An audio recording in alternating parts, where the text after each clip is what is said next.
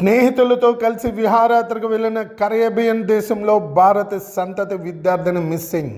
భారతదేశానికి చెందిన ఓ అమ్మాయి తన తల్లిదండ్రులతో కలిసి అమెరికాలో నివాసం ఉంటుంది. అక్కడ పిట్స్బర్గ్ యూనివర్సిటీలో గ్రాడ్యుయేషన్ చదువుతున్న ఆమె గత వారం స్నేహితులతో కలిసి కరేబియన్ దేశానికి విహారయాత్రకు వెళ్ళింది. అక్కడే ఓ బీచ్ వద్ద స్నేహితులతో కలిసి ఎంజాయ్ చేసింది. అయితే వారు తిరిగి రిసార్ట్స్కి రాగా ఆమె అక్కడే ఉండిపోయింది. విషయం గుర్తించిన స్నేహితులు మళ్ళీ వెళ్ళి ఆమె కోసం వెతకగా కనిపించలేదు. ఈ విషయం తెలుసుకున్న అక్కడ అధికారులు ఆమె కోసం తీవ్రంగా గాలిస్తున్నారు. ట్రంప్ నివాసం వద్ద కలకలం, భద్రతా వలయంలోకి దూసుకొచ్చిన ప్రైవేట్ విమానం. అమెరికా అధ్యక్ష భవనంపై వైట్ హౌస్ సమీపంలో కాల్పుల ఘటన చోటు చూసుకున్న విషయం తెలిసిందే. ఒక అనుమానితుడిపై సీక్రెట్ సర్వీస్ ఏజెంట్లు కాల్పులు జరిపారు. డొనాల్డ్ ట్రంప్ ఫ్లోరిడాలోని తన నివాసంలో ఉన్నారు. ఇదే సమయంలో ఆంక్షల వలయంలోని ఆయన నివాసం సమీపంగా ఓ పౌర విమానం దూసుకు రావడంతో భద్రతా సిబ్బంది అలర్ట్ అయ్యారు.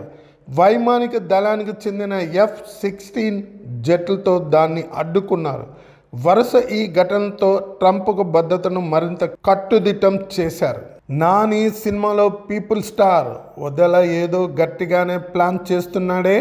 సుకుమార్ దగ్గర డైరెక్షన్ డిపార్ట్మెంట్లో వర్క్ చేసిన శ్రీకాంత్ వదల నాని హీరోగా నటించిన దసరా సినిమాతో దర్శకుడుగా ఇండస్ట్రీకి పరిచయం అయ్యాడు.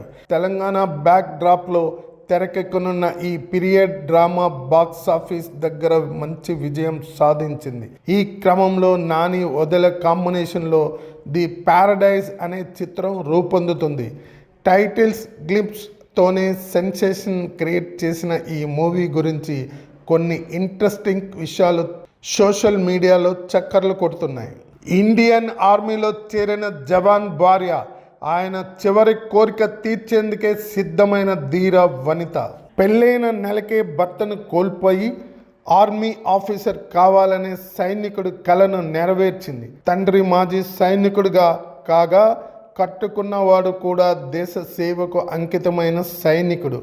అటు పుట్టిల్లు ఇటు అత్తిల్లు సైనిక కుటుంబాలే కావడంతో సంతోషపడింది. భర్తతో తన బంగారు భవిష్యత్తును ఊహించుకొని కొత్త జీవితంలోకి అడుగుపెట్టిన ఓ యువతి పెళ్ళైన నెల రోజులకే రోడ్డు ప్రమాదంలో భర్తను పోగొట్టుకుంది. ఈ లోకాన్ని వీడుతూ సైన్యంలో చేరి సేవ చేయాలనే భర్త చివరి కోరికను కలను నిజం చేసిన నిజమైన నివాళి అర్పించింది. అదే నాకు పెద్ద పదవి, ఎమ్మెల్సీ పదవి రాకపోవడంపై పిఠాపురం వర్మ ఆసక్తికర వ్యాఖ్యలు. చంద్రబాబుతో తనది 23 ఏళ్ల ప్రయాణమని తనకు న్యాయం చేస్తారన్నారు పిఠాపురం మాజీ ఎమ్మెల్యే వర్మ. పదవి రానంత మాత్రాన బాధపడనని, కొన్ని సమీకరణాలతో పదవి ఇవ్వలేకపోయి ఉండొచ్చన్నారు. చంద్రబాబు ఆశీస్సులు ఎప్పుడూ తనకు ఉంటాయన్నారు. పిఠాపురం ప్రజలకు సేవ చేసే అవకాశం దక్కడం గొప్ప పదవిలా భావిస్తున్నాను అన్నారు. తనను కలిసిన అనుచరులతో వర్మ మాట్లాడారు. ఎన్నికలప్పుడు కూటమి నిర్ణయానికి కట్టుబడి తనతో సహా తన భార్య పిల్లలు కష్టపడి పనిచేశామని వర్మ వివరించారు. అయితే వర్మకు అధిష్టానం నుంచి ఫోన్ వచ్చినట్లు తెలుస్తుంది. మొత్తం మీద వర్మ తనకి పదవి దక్కపోవడంపై స్పందించారు. తాను పదవి రానందున బాధపడటం లేదంటున్నారు. షూటింగ్ లో మహేష్ బాబు, పార్టీలో నమ్రత సితార, రామ్ చరణ్ పిక్ వైరల్. మహేష్ బాబు ప్రస్తుతం రాజమౌళి మూవీతో బిజీగా ఉన్నారు. SSMB 29 టీం అంతా కూడా ఒడిశాకు వెళ్లిన సంగతి తెలిసిందే. అక్కడ షూట్ చేసిన సీన్లకు సంబంధించిన లీక్డ్ వీడియో కూడా ఇప్పుడు. ఇక మహేష్ బాబు అంతా షూటింగ్ లో బిజీగా ఉంటే ఇక్కడ నమ్రత, రామ్ చరణ్, ఉపాసన ఇలా అందరూ కూడా పార్టీలు, ఈవెంట్లు అంటూ సందడి చేస్తున్నారు. ప్రస్తుతం నమ్రత వదిలిన ఫోటోలు నెట్టింట్లో వైరల్ అవుతున్నాయి.